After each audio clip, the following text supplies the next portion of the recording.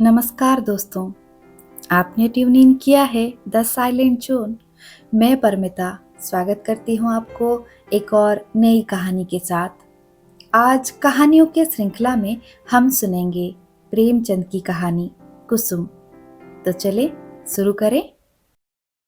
साल भर की बात है। एक दिन शाम को हवा खाने जा रहा था कि महाशय नवीन से मुलाकात हो गई। मेरे पुराने दोस्त हैं, बड़े बेतकल्लुफ और मनचले। आगरे में मकान है, अच्छे कवि हैं। उनके कवि समाज में कई बार शरीक हो चुका हूँ। ऐसा कविता का उपासक मैंने नहीं देखा। पैसा तो वकालत पर डूबे रहते हैं काव्य चिंतन में। आदमी जहीन है। मुकदमा सामने आया और उसकी तह तक पहुंच गए, इसलिए कभी कभी मुकदमे मिल जाते हैं। लेकिन कचहरी के बाहर अदालत या मुकदमे की चर्चा उनके लिए निषिद्ध है। अदालत की चार दीवारी के अंदर 4-5 घंटे वो वकील होते हैं। चार दीवारी के बाहर निकलते ही कवि हैं, सिर से पांव तक। जब देखिए कवि मंडल जमा है, कवि चर्चा हो रही है, रचनाएं सुन रहे हैं, मस्त हो होकर झूम रहे हैं। और अपनी रचना सुनाते समय तो उन पर एक तल्लीनता सी छा जाती है। कंठ स्वर भी इतना मधुर है कि उनके पद बाण की तरह सीधे कलेजे में उतर जाते हैं। आध्यात्म में माधुर्य की सृष्टि करना, निर्गुण से सगुण की बहार दिखाना उनकी रचनाओं की विशेषता है। वो जब लखनऊ आते हैं, मुझे पहले सूचना दे दिया करते हैं। आज उन्हें अनायास लखनऊ में देखकर मुझे आश्चर्य हुआ। आप यहाँ कैसे? कुशल तो हैं? मुझे आने की सूचना तक न दी। बोले, भाईजान, एक जंजाल में फंस गया हूँ। आपको सूचित करने का समय न था। फिर आपके घर को मैं अपना घर समझता हूँ। इस तकल्लुफ की क्या जरूरत है कि आप मेरे लिए कोई विशेष प्रबंध करें। मैं एक जरूरी मामले में आपको कष्ट देने आया हूँ। इस वक्त की सैर को स्थगित कीजिए और चलकर मेरी विपत्ति कथा सुनिए। मैंने घबरा कर कहा, आपने तो मुझे चिंता में डाल दिया। आप और विपत्ति कथा? मेरे तो प्राण सूखे जाते हैं। घर चलिए, चित्त शांत हो तो सुनाऊं। बाल बच्चे तो अच्छी तरह हैं? हाँ, सब अच्छी तरह हैं, वैसे कोई बात नहीं है। तो चलिए, रेस्टोरेंट में कुछ जलपान तो कर लीजिए। नहीं भाई, इस वक्त मुझे जलपान नहीं सूझता। हम दोनों घर की ओर चले। घर पहुंचकर उनका हाथ मुंह धुलाया, शरबत पिलाया। इलायची पान खाकर उन्होंने अपनी विपत्ति कथा सुनानी शुरू की। कुसुम के विवाह में आप गए ही थे। उसके पहले भी आपने कुसुम को देखा है। मेरा विचार है कि किसी सरल प्रकृति के युवक को आकर्षित करने के लिए जिन गुणों की जरूरत है, वो सब उसमें मौजूद है। आपका क्या ख्याल है? मैंने तत्परता से कहा, मैं आपसे कहीं ज्यादा कुसुम का प्रशंसक हूँ। ऐसे लज्जाशील, सुगढ़, सलीकेदार और विनोदिनी बालिका मैंने दूसरी नहीं देखी।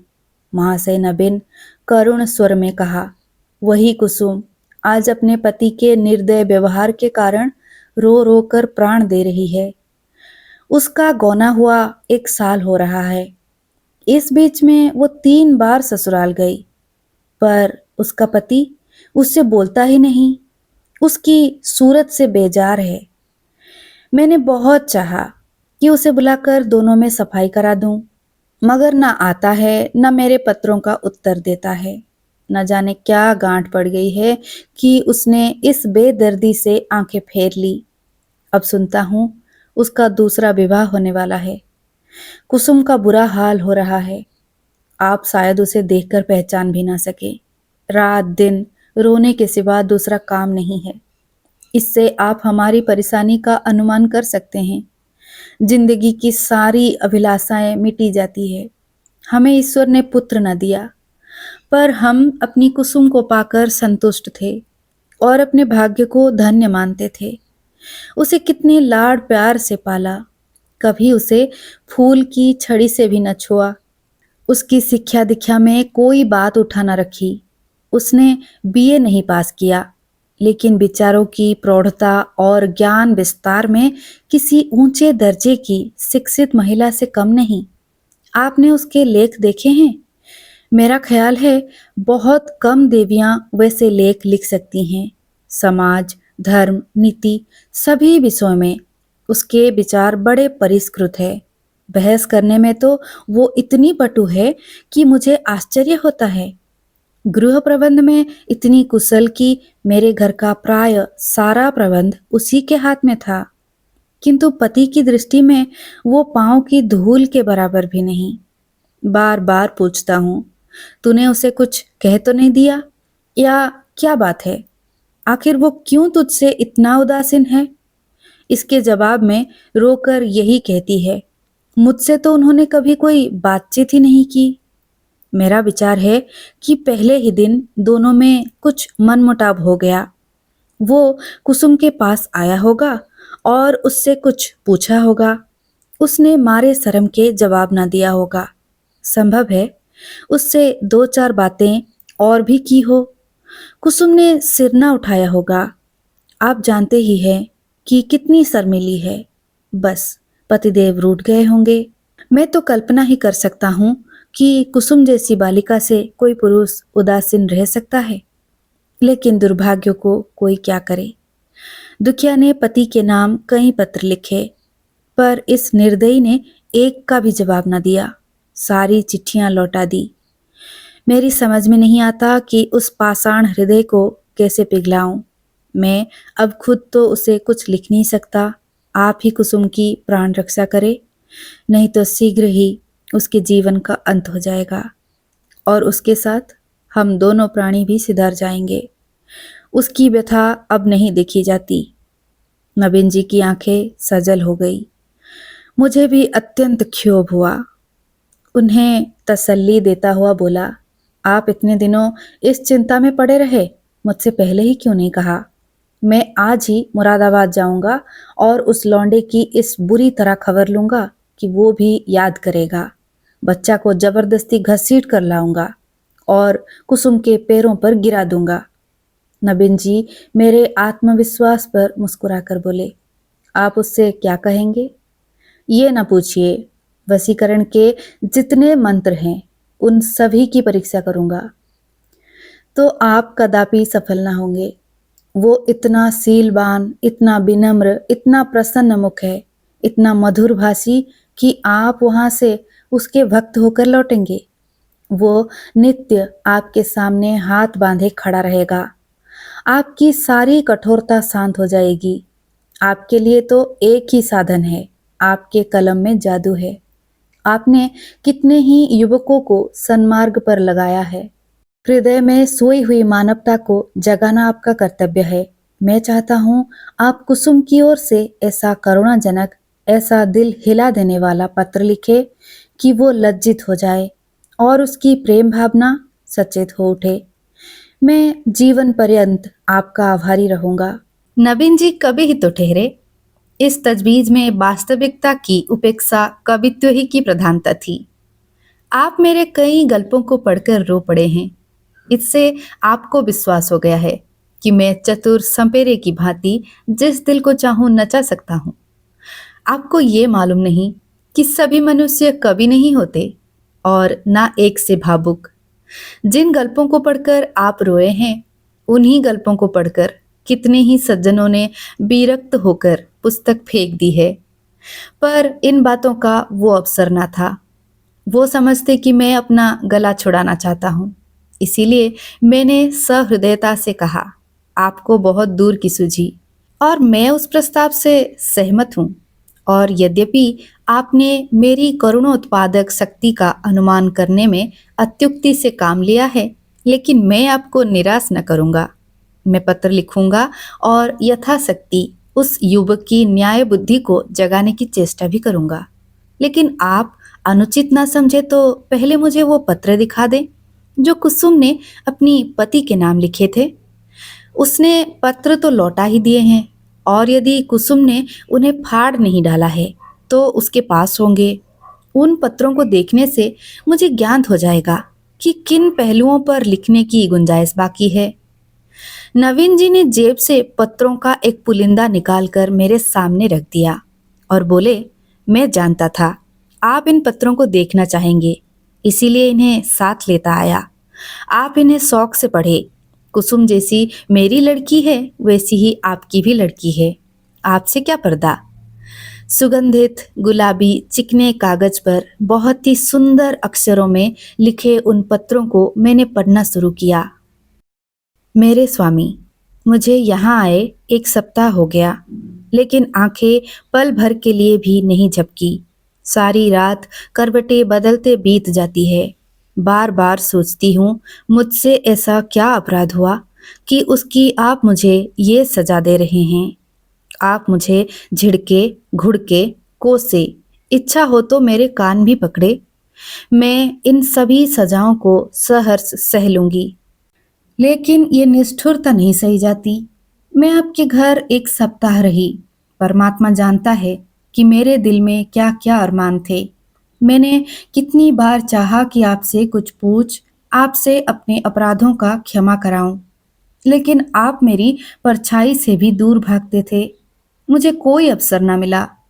आपको याद होगा कि जब दोपहर को सारा घर सो जाता था, तो मैं आपके कमरे में जाती थी और घंटों सिर झुकाए खड़ी रहती थी, पर आपने कभी आंख उठाकर ना देखा। उस वक्त मेरे मन की क्या दशा होती थी, इसका कदाचित आप अनुमान ना कर सकेंगे।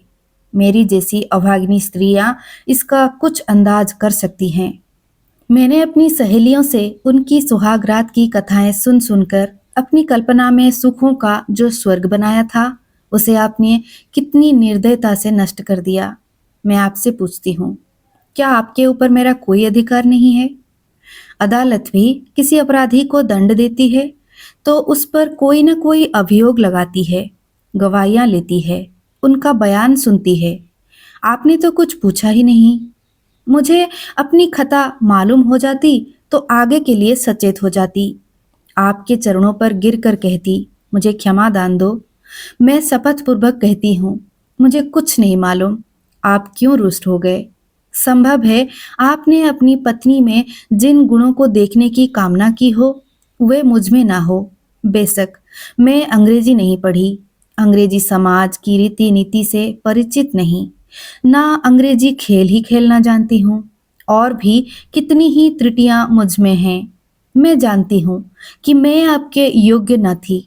आपको मुझसे कहीं अधिक रूपवती, गुणवती, बुद्धिमती स्त्री मिलनी चाहिए थी। लेकिन मेरे देवता, दंड अपराधों का मिलना चाहिए, त्रुटियों का नहीं। फिर मैं तो आपके इशारे पर चलने को तैयार हूँ। आप मेरी दिलजोई करें, फिर देखिए मैं अपनी त्रुटियों को कितनी जल्द पूरा कर लेती हूँ। आपका प्रेम कटाक्ष मेरे रूप को प्रदीप्त, मेरी बुद्धि को तीव्र और मेरे भाग्य को बलवान कर देगा। वो विभूति पाकर मेरी कायाकल्प हो जाएगी। स्वामी, क्या आपने सोचा है आप ये क्रोध किस पर कर रहे हैं?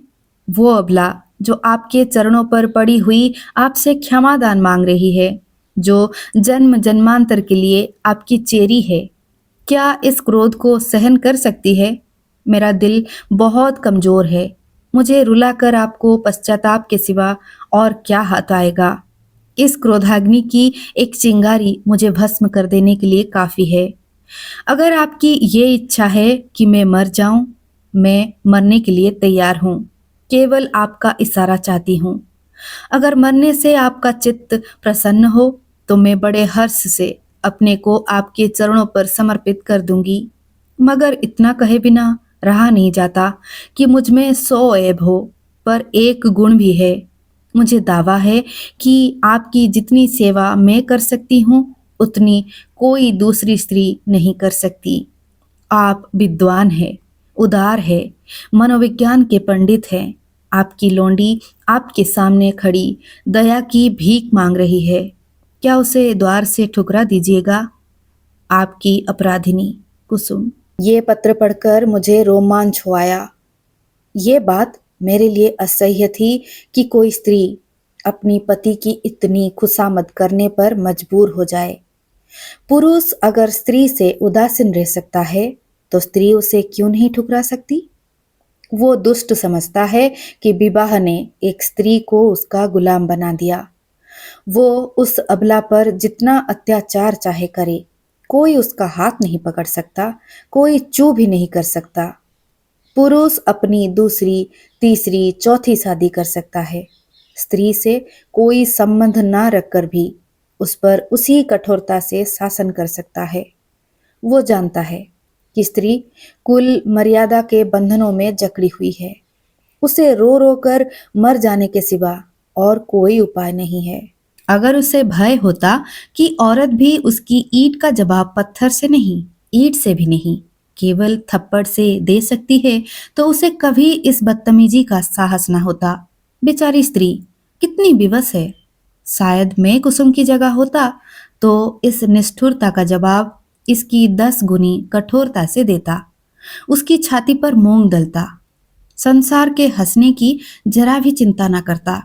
समाज अबलाओं पर इतना जुल्म देख सकता है और चू तक नहीं करता। उसके रोने या हंसने की मुझे जरा भी परवाह न होती। अरे अभागे युवक, तुझे खबर नहीं, तू अपने भविष्य की गर्दन पर कितनी बेदर्दी से छुरी फेर रहा है। ये वो समय है जब पुरुष को अपनी प्रणय भंडार से स्त्री के माता पिता, भाई बहन, सखियां, सहेलियां सभी के प्रेम की पूर्ति करनी पड़ती है। अगर पुरुष में यह सामर्थ्य नहीं है तो स्त्री की क्षुधित आत्मा को कैसे संतुष्ट रख सकेगा। परिणाम वही होगा जो बहुधा होता है। अबला कूड़ कूड़ कर मर जाती है। यही वो समय है जिसकी स्मृति जीवन में सदैव के लिए मिठास पैदा कर देती है। स्त्री की प्रेम सुधा इतनी तीव्र होती है कि वो पति का स्नेह पाकर अपना जीवन सफल समझती है और इस प्रेम के आधार पर जीवन के सारे कष्टों को हंसकर खेलकर सह लेती है। यही वो समय है जब हृदय में प्रेम का बसंत आता है और उसमें नई नई आशा कोपले निकलने लगते हैं। ऐसा कौन निर्दयी है जो इस ऋतु में उस वृक्ष पर कुल्हाड़ी चलाएगा। यही वो समय है जब शिकारी किसी पक्षी को उसके बसेरे में लाकर पिंजरे में बंद कर देता है। क्या वो उसकी गर्दन पर छुरी चलाकर उसका मधुर गान सुनने की आशा रखता है। मैंने दूसरा पत्र पढ़ना शुरू किया। मेरे जीवन धन, 2 सप्ताह जवाब की प्रतीक्षा करने के बाद आज फिर यही उलाहना देने बैठी हूँ। जब मैंने वो पत्र लिखा था तो मेरा मन गवाही दे रहा था कि उसका उत्तर जरूर आएगा। आशा के विरुद्ध आशा लगाए हुई थी। मेरा मन अब भी इसे स्वीकार नहीं करता कि जानबूझकर उसका उत्तर नहीं दिया। कदाचित आपको अवकाश नहीं मिला या ईश्वर ना करे कहीं आप अस्वस्थ तो नहीं हो गए। किससे पूछूं? इस विचार से ही मेरा हृदय कांप रहा है। मेरी ईश्वर से यही प्रार्थना है कि आप प्रसन्न और स्वस्थ हो। पत्र मुझे ना लिखे ना सही, रोकर चुप ही तो हो जाऊंगी। आपको ईश्वर का वास्ता है, अगर आपको किसी प्रकार का कष्ट हो तो मुझे तुरंत पत्र लिखिए। मैं किसी को साथ लेकर आ जाऊंगी। मर्यादा और परिपाटी के बंधनों से मेरा जी घबराता है। ऐसी दशा में भी यदि आप मुझे अपनी सेवा से वंचित रखते हैं तो आप मुझसे मेरा अधिकार छीन रहे हैं, जो मेरे जीवन की सबसे मूल्यवान वस्तु है। मैं आपसे और कुछ नहीं मांगती। आप मुझे मोटे से मोटा खिलाइए, मोटे से मोटा पहनाइए, मुझे जरा भी शिकायत ना होगी। मैं आपके साथ घोर से घोर विपत्ति में भी प्रसन्न रहूंगी। मुझे आभूषणों की लालसा नहीं, महल में रहने की लालसा नहीं, शेर तमाशे की लालसा नहीं, धन बटोरने की लालसा नहीं।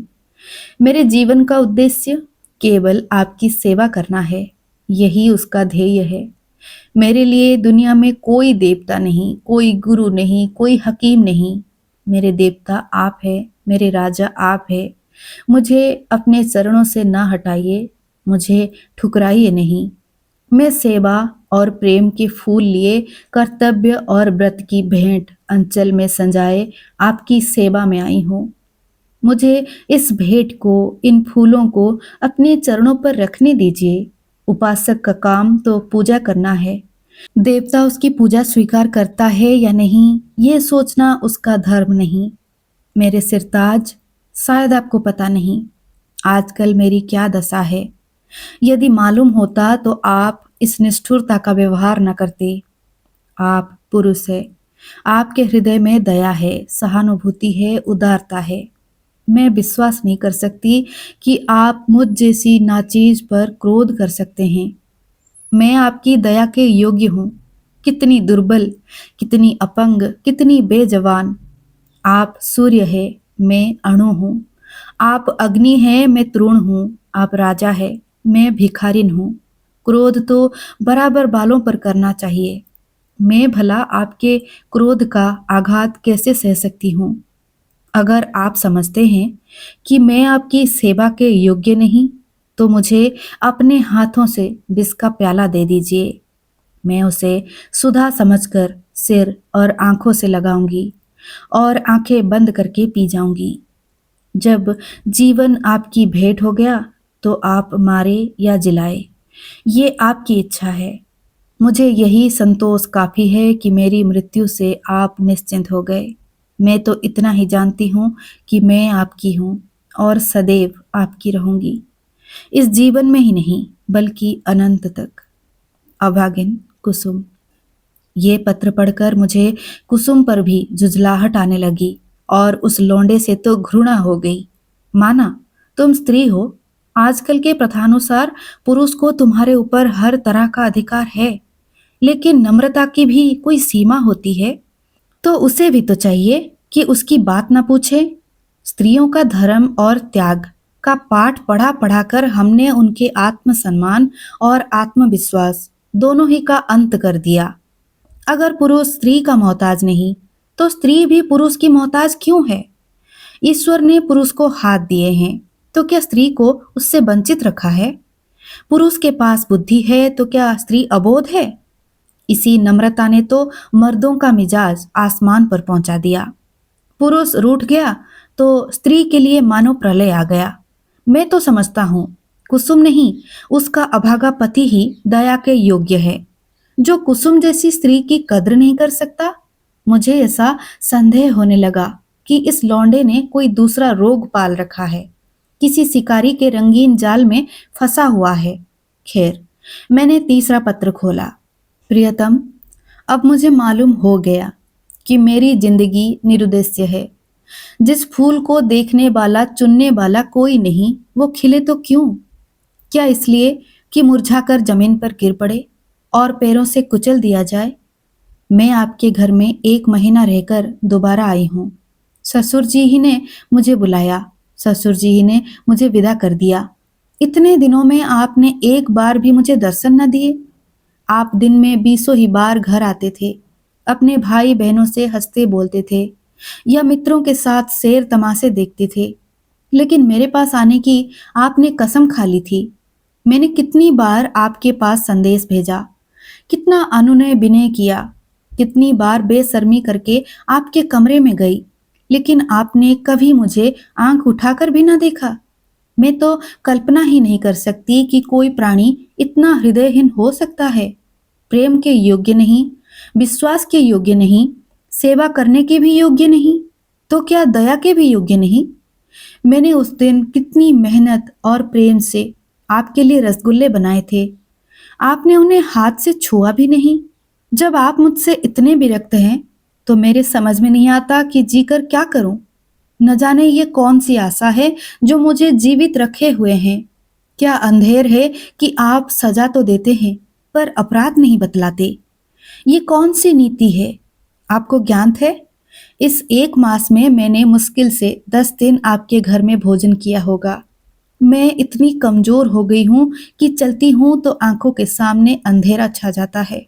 आंखों में जैसे ज्योति ही नहीं रही, हृदय में मानो रक्त का संचालन ही नहीं हो रहा। खैर, सता लीजिए जितना जी चाहे, इस अनीति का अंत भी एक दिन हो जाएगा। अब तो मृत्यु ही पर सारी आशाएं टिकी हुई है। अब मुझे प्रतीत हो रहा है कि मेरे मरने की खबर पाकर आप उछलेंगे और हल्की सांस लेंगे। आपकी आंखों से आंसू की एक बूंद भी न गिरेगी। पर यह आपका दोष नहीं, मेरा दुर्भाग्य है। उस जन्म में मैंने कोई बहुत बड़ा पाप किया था। मैं चाहती हूँ कि मैं भी आपकी परवाह ना करूं, आप ही की भांति आपसे आंखें फेर लूं, मुंह फेर लूं, दिल फेर लूं। लेकिन न जाने क्यों मुझ में वो शक्ति नहीं है। क्या लता वृक्ष की भांति खड़ी रह सकती है? वृक्ष के लिए किसी सहारे की जरूरत नहीं। लता वो शक्ति कहाँ से लाए? वो तो वृक्ष से लिपटने के लिए पैदा की गई है। उसे वृक्ष से अलग कर दो और वो सूख जाएगी। मैं आपसे पृथक अपने अस्तित्व की कल्पना ही नहीं कर सकती। मेरे जीवन की हर एक गति, प्रत्येक विचार, प्रत्येक कामना में आप मौजूद होते हैं।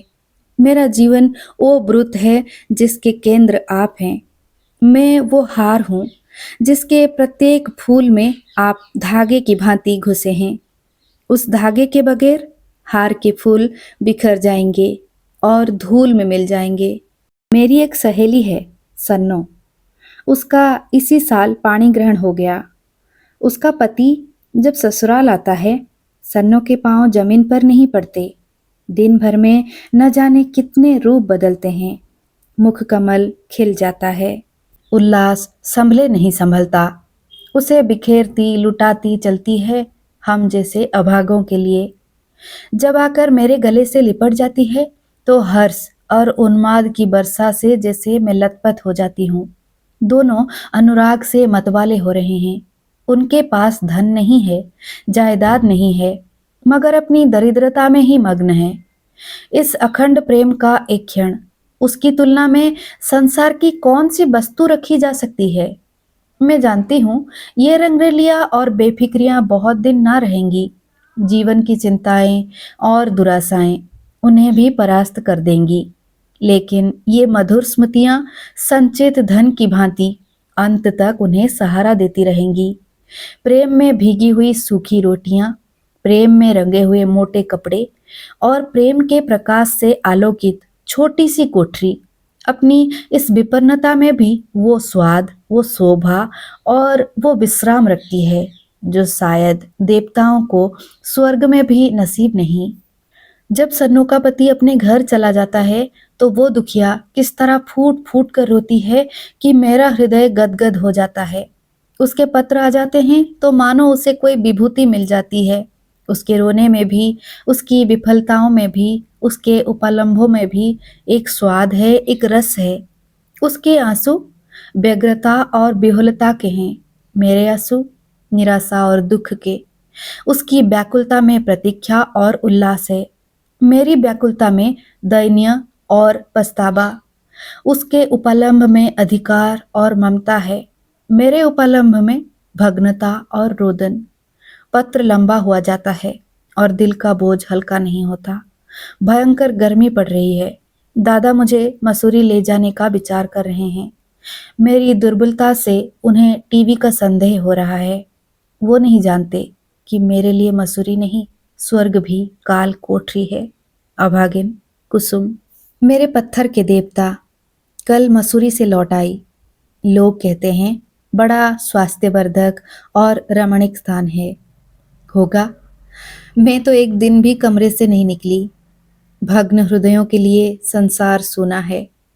मैंने रात एक बड़े मजे का सपन देखा, बतलाऊं? पर क्या फायदा। न जाने क्यों मैं अब भी मौत से डरती हूँ। आशा का कच्चा धागा मुझे अब भी जीवन से बांधे हुए हैं। जीवन उद्यान के द्वार पर जाकर बिना सैर किए लौटाना कितना हसरतनाक है। अंदर क्या सुषमा है, क्या आनंद है, मेरे लिए वो द्वार ही बंद है। कितनी अभिलाषाओं से बिहार का आनंद उठाने चली थी, कितनी तैयारियों से, पर मेरे पहुंचते ही द्वार बंद हो गया। अच्छा बतलाओ, मैं मर जाऊंगी तो मेरी लाश पर आंसू की 2 बूंदें गिराओगे? जिसकी जिंदगी भर की जिम्मेदारी ली थी, जिसकी सदैव के लिए बाह पकड़ी थी, क्या उसके साथ इतनी भी उदारता ना करोगे? मरने वालों के अपराध सभी क्षमा कर दिया करते हैं, तुम भी कर देना।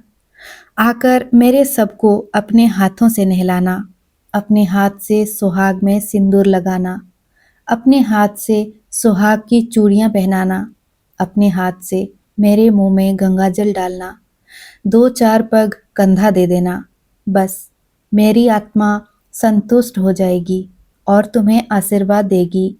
मैं वचन देती हूँ कि मालिक के दरबार में तुम्हारा यश गाऊंगी। क्या यह भी महंगा सौदा है? इतने से शिष्टाचार से तुम अपनी सारी जिम्मेदारियों से मुक्त हो जाते हो। आह, मुझे विश्वास होता कि तुम इतना शिष्टाचार करोगे तो मैं कितनी खुशी से मौत का स्वागत करती। लेकिन मैं तुम्हारे साथ अन्याय न करूंगी। तुम कितने ही निष्ठुर हो, इतने निर्दयी नहीं हो सकते। मैं जानती हूँ तुम ये समाचार पाते ही आओगे और शायद एक क्षण के लिए मेरी शोक मृत्यु पर तुम्हारी आंखें रो पड़े। कहीं मैं अपने जीवन में वो शुभ अवसर देख सकती। अच्छा, क्या मैं एक प्रश्न पूछ सकती हूँ? नाराज ना होना। क्या मेरी जगह किसी और सौभाग्यवती ने ले ली है? अगर ऐसा है तो बधाई। जरा उसका चित्र मेरे पास भेज देना। मैं उसकी पूजा करूंगी, उसके चरणों पर शीश नवाऊंगी। मैं जिस देवता को प्रसन्न न कर सकी, उसी देवता से उसने वरदान प्राप्त कर लिया। ऐसी सौभाग्यनी के तो चरण धो धो के पीना चाहिए। मेरी हार्दिक इच्छा है कि तुम उसके साथ सुखी रहो। यदि मैं उस देवी की कुछ सेवा कर सकती, अपरोक्ष में ना सही, परोक्ष में ही सही, तुम्हारी कुछ काम आ सकती। अब मुझे केवल उसका शुभ नाम और स्थान बता दो। मैं सिर के बल दौड़ी हुई उसके पास जाऊंगी और कहूंगी, देवी, तुम्हारी लौंडी हूं, इसीलिए कि तुम मेरे स्वामी की प्रेमिका हो। मुझे अपने चरणों में शरण दो। मैं तुम्हारे लिए फूलों की सेज बिछाऊंगी, तुम्हारी मांग मोतियों से भरूंगी, तुम्हारी एड़ियों में महावर रचाऊंगी। ये मेरे जीवन की साधना होगी। ये न समझना कि मैं जलूंगी या कुढ़ूंगी। जलन तो तब होती है जब कोई मुझसे मेरी वस्तु छीन रहा हो। जिस वस्तु को अपना समझने का मुझे कभी सौभाग्य ना हुआ, उसके लिए मुझे जलन क्यों हो? अभी बहुत कुछ लिखना था, लेकिन डॉक्टर साहब आ गए हैं। बेचारा हृदयदाह को टीबी समझ रहा है। दुख के सताई हुई कुसुम। इन दोनों पत्रों ने धैर्य का प्याला भर दिया। मैं बहुत ही आवेशहीन आदमी हूँ। भावुकता मुझे छू भी नहीं गई। अधिकांश कलाविदों की भांति मैं भी शब्दों से आंदोलित नहीं होता। क्या वस्तु दिल से निकलती है, क्या वस्तु केवल मर्म को स्पर्श करने के लिए लिखी गई है, ये भेद बहुधा मेरे साहित्यिक आनंद में बाधक हो जाता है। लेकिन इन पत्रों ने मुझे आपसे बाहर कर दिया। एक स्थान पर तो सचमुच मेरी आंखें भर आई। ये भावना कितनी वेदनापूर्ण थी कि वही बालिका जिस पर माता पिता प्राण छिड़कते रहते थे, विवाह होते ही इतनी विपदग्रस्त हो जाए। विवाह क्या हुआ मानो उसकी चिता बनी या उसकी मौत का परवाना लिखा गया।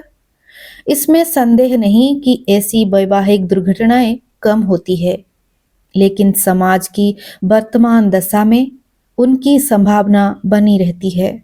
जब तक स्त्री पुरुष के अधिकार समान न होंगे, ऐसे आघात नित्य होते रहेंगे। दुर्बल को सताना कदाचित प्राणियों का स्वभाव है। काटने वाले कुत्तों से लोग दूर भागते हैं। सीधे कुत्ते पर बाल वृंद विनोद के लिए पत्थर फेंकते हैं। तुम्हारे दो नौकर एक ही श्रेणी के हो, उनमें कभी झगड़ा ना होगा। लेकिन आज उनमें से एक को अफसर और दूसरे को उनका मातहत बना दो। फिर देखो अफसर साहब अपने मातहत पर कितना रोब जमाते हैं। सुखमय दाम्पत्य की नींव अधिकार साम्य ही पर रखी जा सकती है। इस विषय में प्रेम का निवास हो सकता है, मुझे तो इसमें संदेह है। हम आज जिसे स्त्री पुरुषों में प्रेम कहते हैं, वो वही प्रेम है जो स्वामी को अपने पशु से होता है। पशु सिर झुकाए काम किए चला जाए, स्वामी उसे भूसा और खली भी देगा और उसकी देह भी सहलाएगा, उसे आभूषण भी पहनाएगा। लेकिन जानवर ने जरा चाल धीमी की और जरा गर्दन टेढ़ी की कि मालिक का चाबुक पीठ पर पड़ा। इसे प्रेम नहीं कहते। खैर, मैंने पांचवा पत्र खोला। जैसा मुझे विश्वास था, आपने मेरे पिछले पत्र का भी उत्तर न दिया। इसका खुला हुआ अर्थ है कि आपने मुझे परित्याग करने का संकल्प कर लिया है। जैसी आपकी इच्छा। पुरुष के लिए स्त्री पाँव की जूती है, स्त्री के लिए तो पुरुष देवतुल्य है, बल्कि देवता से भी बढ़कर। विवेक का उदय होते ही वो पति की कल्पना करने लगती है। मैंने भी वही किया। जिस समय मैं गुड़िया खेलती थी, उसी समय आपने गुड्डे के रूप में मेरे मनोदेश में प्रवेश किया। मैंने आपके चरणों पखारे, माला, फूल और नैवेद्य से आपका सत्कार किया। कुछ दिनों के बाद कहानियां सुनने और पढ़ने की चाट पड़ी। तब आप कथाओं के नायक के रूप में मेरे घर आए। मैंने आपको हृदय में स्थान दिया। बाल्यकाल से ही आप किसी न किसी रूप में मेरे जीवन में घुसे हुए थे। वे भावनाएं मेरे अंतस्थल की गहराइयों तक पहुंच गई है। मेरे अस्तित्व का एक एक अणु उन भावनाओं से गुंथा हुआ है। उन्हें दिल से निकाल डालना सहज नहीं है। उसके साथ मेरे जीवन के परमाणु भी बिखर जाएंगे। लेकिन आपकी यही इच्छा है तो यही सही। मैं आपकी सेवा में सब कुछ करने को तैयार थी। अभाव और विपन्नता का तो कहना ही क्या। मैं तो अपने को मिटा देने को भी राजी थी। आपकी सेवा में मिट जाना ही मेरे जीवन का उद्देश्य था।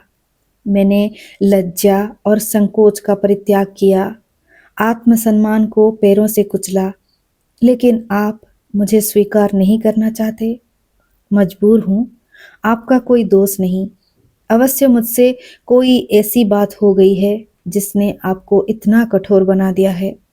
आप उसे जबान पर लाना भी उचित नहीं समझते।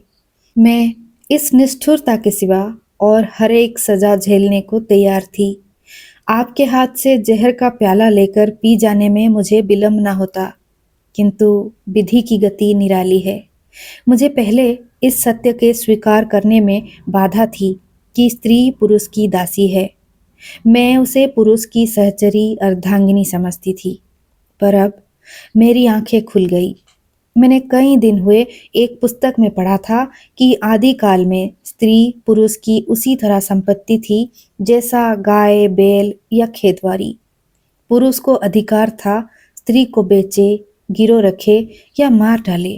विवाह की प्रथा उस समय केवल ये थी कि वर पक्ष अपने सुर सामंतों को लेकर सशस्त्र आता था, कन्या को उड़ा ले जाता था। कन्या के साथ कन्या के घर में रुपया, पैसा, अनाज या पशु जो कुछ उसके हाथ लग जाता था, उसे भी उठा ले जाता था।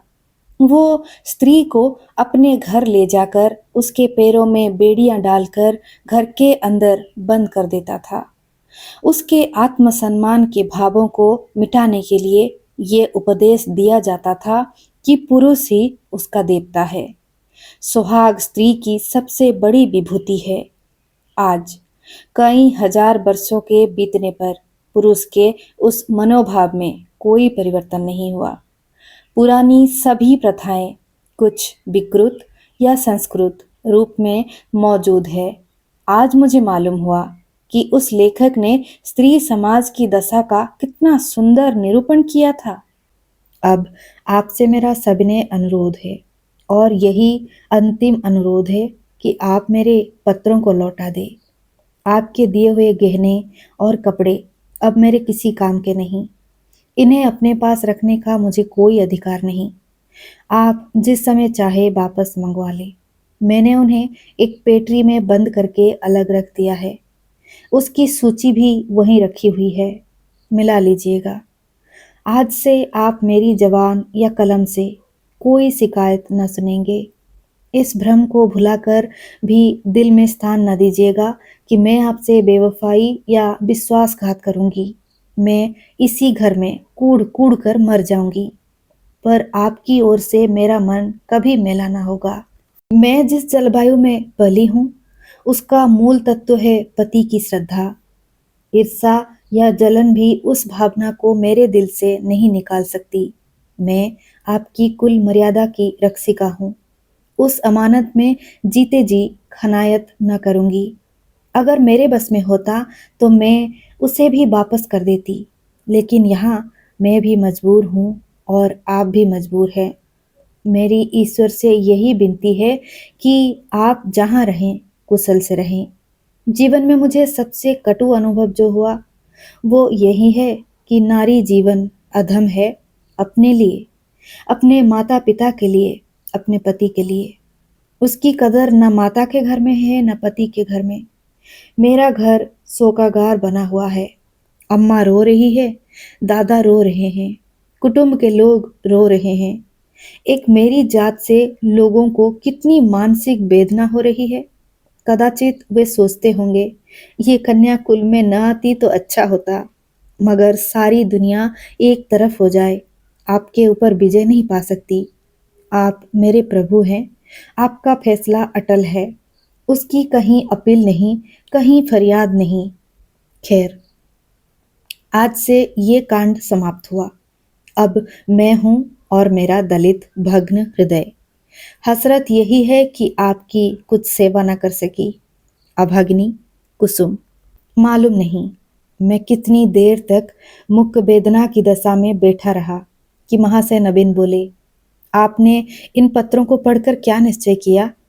मैंने रोते हुए हृदय से कहा, अगर इन पत्रों ने उस नर पिशाच के दिल पर कोई असर ना किया, पत्र भला क्या असर करेगा? इससे अधिक करुणा और वेदना मेरी शक्ति के बाहर है। ऐसा कौन सा धार्मिक भाव है जिसे इन पन्नों में स्पर्श न किया गया हो? दया, लज्जा, तिरस्कार, न्याय, मेरे विचार में तो कुसुम ने कोई पहलू नहीं छोड़ा।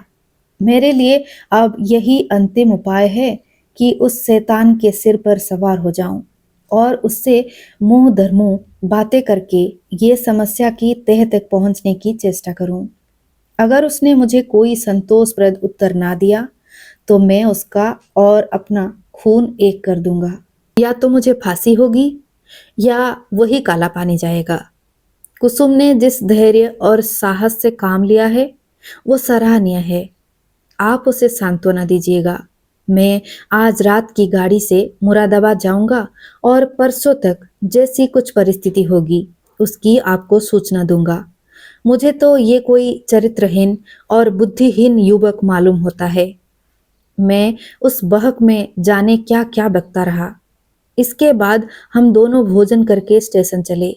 वो आगरा गए, मैंने मुरादाबाद का रास्ता लिया। उनके प्राण अब भी सूखे जाते थे कि क्रोध के आवेश में मैं कोई पागलपन न कर बैठूं। मेरे बहुत समझाने पर उनका चित्त शांत हुआ। मैं प्रातःकाल मुरादाबाद पहुंचा और जांच शुरू कर दी। इस युवक के चरित्र के विषय में मुझे जो संदेह था वो गलत निकला। मोहल्ले में, कॉलेज में, उसके इष्ट मित्रों में सभी उसके प्रशंसक थे।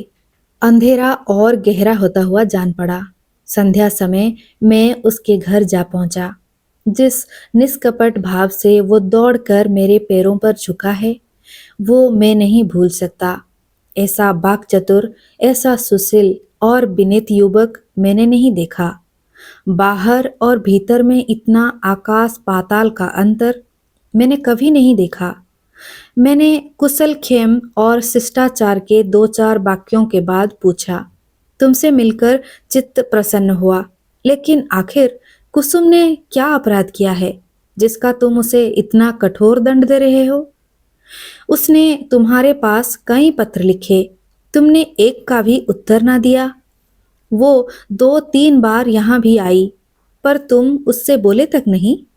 क्या उस निर्दोष बालिका के साथ तुम्हारा ये अन्याय नहीं है? युवक ने लज्जित भाव से कहा, बहुत अच्छा होता कि आपने इन प्रश्नों को ना उठाया होता। उसका जवाब देना मेरे लिए बहुत मुश्किल है। मैंने तो इसे आप लोगों के अनुमान पर छोड़ दिया था, लेकिन इस गलतफहमी को दूर करने के लिए मुझे विवश होकर कहना पड़ेगा। ये कहते कहते वो चुप हो गया। बिजली की बत्ती पर भांति भांति के कीट पतंगे जमा हो गए। कई झिंगुर उछल उछल कर मुंह पर आ जाते थे और जैसे मनुष्य पर अपनी विजय का परिचय देकर उड़ जाते थे। एक बड़ा सा आंख फोड़ भी मेज पर बैठा था और शायद जस्त मारने के लिए अपनी देह तोल रहा था। युवक ने एक पंखा लाकर मेज पर रख दिया, जिसने विजयी कीट पतंगों को दिखा दिया कि मनुष्य इतना निर्बल नहीं है जितना वे समझ रहे हैं। एक क्षण में मैदान साफ हो गया और हमारी बातों में दखल देने वाला कोई न रहा।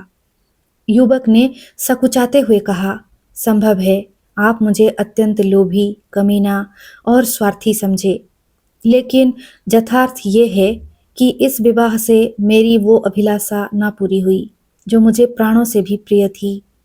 मैं विवाह पर रजामंद न था, अपने पैरों में बेड़ियां न डालना चाहता था, किंतु जब महाशय नवीन बहुत पीछे पड़ गए और उनकी बातों से मुझे ये आशा हुई कि वो सब प्रकार से मेरी सहायता करने को तैयार हैं, तब मैं राजी हो गया। पर विवाह होने के बाद उन्होंने मेरी बात भी ना पूछी, मुझे एक पत्र भी ना लिखा कि कब तक वो मुझे विलायत भेजने का प्रबंध कर सकेंगे। हालांकि मैंने अपनी इच्छा उन पर पहले ही प्रकट कर दी थी, पर उन्होंने मुझे निराश करना ही उचित समझा। उनकी इस अक्रूरता ने मेरे सारे मंसूबे धूल में मिला दिए। मेरे लिए अब इसके सिवा और क्या रह गया है कि एलएलबी पास कर लूं और कचेरी में जूती फटफटाती फिरूं। मैंने पूछा, तो आखिर तुम नवीन जी से क्या चाहते हो? लेन देन में तो उन्होंने शिकायत का कोई अवसर नहीं दिया। तुम्हें विलायत भेजने का खर्च तो शायद उनके काबू से बाहर हो। युवक ने सिर झुकाकर कहा, तो ये उन्हें पहले ही मुझसे कह देना चाहिए था। फिर मैं विवाह ही क्यों करता? उन्होंने चाहे कितना ही खर्च कर डाला हो, पर इससे मेरा क्या उपकार हुआ? दोनों तरफ से 10-12 हजार रुपए खाक में मिल गए और उनके साथ मेरी अभिलाषाएं खाक में मिल गई। पिताजी पर तो कई हजार का ऋण हो गया है। वो अब मुझे इंग्लैंड नहीं भेज सकते। क्या पूज्य नवीन जी चाहते तो मुझे इंग्लैंड ना भेज देते? उनके लिए 10-5 हजार की कोई हकीकत नहीं। मैं सन्नाटे में आ गया। मेरे मुंह से अनायास निकल गया, छी! बाहरी दुनिया और बाहरी हिंदू समाज, तेरे यहाँ ऐसे ऐसे स्वार्थ के दास पड़े हुए हैं जो एक अबला का जीवन संकट में डालकर उसके पिता पर ऐसे अत्याचार पूर्ण दबाव डालकर ऊंचा पद प्राप्त करना चाहते हैं। विद्या अर्जन के लिए विदेश जाना बुरा नहीं, ईश्वर सामर्थ्य दे तो शौक से जाओ, किंतु पत्नी का परित्याग करके ससुर पर इसका भार रखना निर्लजता की पराकाष्ठा है। तारीफ की बात तो तब थी कि तुम अपने पुरुषार्थ से जाते। इस तरह किसी की गर्दन पर सवार होकर अपना आत्मसम्मान बेच कर गए तो क्या गए? इस पामर की दृष्टि में कुसुम का कोई मूल्य ही नहीं। वो केवल उसकी स्वार्थ सिद्धि का साधन मात्र है। ऐसे नीच प्रकृति के आदमी से कुछ तर्क करना व्यर्थ था। परिस्थिति ने हमारी चुटिया उसके हाथ में रखी थी और हमें उसके चरणों पर सिर झुकाने के सिवाय और कोई उपाय न था। दूसरी गाड़ी से मैं आगरे जा पहुंचा और नवीन जी से ये वृतांत कहा। उन बेचारे को क्या मालूम था कि यहाँ सारी जिम्मेदारी उन्हीं के सिर डाल दी गई है। यद्यपि इस मंदी ने उनकी वकालत भी ठंडी कर रखी है और वो 10-5 हजार का खर्च सुगमता से नहीं उठा सकते, लेकिन इस युवक ने उनसे इसका संकेत भी किया होता तो वो अवश्य कोई न कोई उपाय करते। कुसुम के सिवा दूसरा उनका कौन बैठा हुआ है? उन बिचारों को तो इस बात का ज्ञान ही न था। अतएव मैंने यूं ही उनसे ये समाचार कहा तो वो बोल उठे, छी!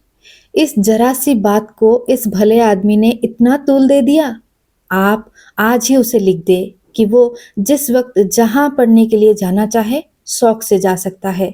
मैं उसका सारा भार स्वीकार करता हूँ। साल भर तक निर्दयी ने कुसुम को रुला रुला कर मार डाला। घर में इसकी चर्चा हुई। कुसुम ने भी माँ से सुना। मालूम हुआ 1 हजार का चेक उसके पति के नाम भेजा जा रहा है, पर इस तरह जैसे किसी संकट का मोचन करने के लिए अनुष्ठान किया जा रहा हो। कुसुम ने भ्रुकुटी सिकोड़ कर कहा, अम्मा, दादा से कह दो, कहीं रुपए भेजने की जरूरत नहीं। माता ने विस्मित होकर बालिका की ओर देखा। कैसे रुपए?